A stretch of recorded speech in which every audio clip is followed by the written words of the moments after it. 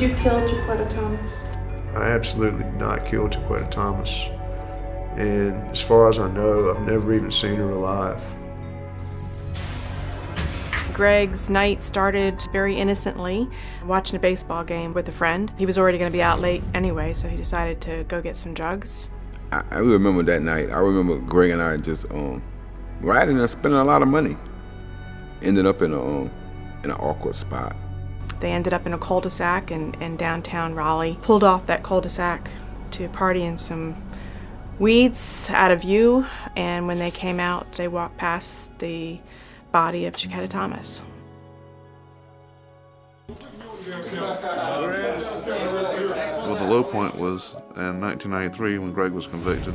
Then you've gone through the appeals, you've gone through the MAR, you've gone through the habeas corpus, DNA testing, getting denied that. Each time you're turned down, it's a low point.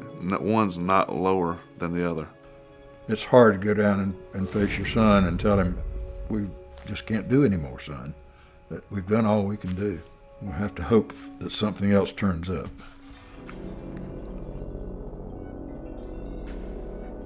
I've always contended that we had and still have the best criminal justice system in the world.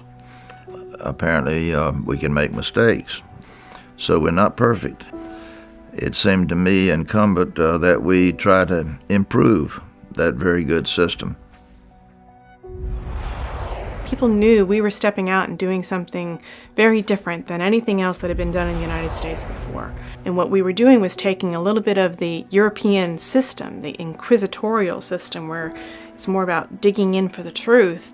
I think in their minds and their hearts they knew it was right, but it was big change. Change is hard. What you want to know is he has confessed in detail to killing the victim. What? Are you serious? Thank God. It was a hard case because we believed that Greg was innocent. You solemnly swear the testimony you should give this court should be the truth, the whole truth, and nothing but the truth. So help you God. Yes, I do. Because the stakes were so high for Taylor and his family, the tension that it created in the courtroom was pretty intense. Greg's family, bristled and felt hurt and offended and angry at every jab that came, and was a lot to bear. And then the other person that we knew we were going to have to present, because our whole approach is we're not hiding from anything. So we had to put on Johnny Beck. You understand, sir, that any statement that you make may be used against you. I understand that. And you do not have a lawyer, do you, sir? I don't.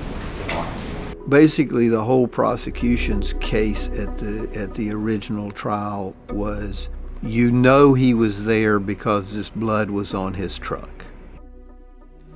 But that blood had to be defeated because it was enough for one of the judges to say, well, I just can't say. So it had to be defeated. But the way it was defeated overwhelmed everything else. I knew that day that this was going to change things in North Carolina forever.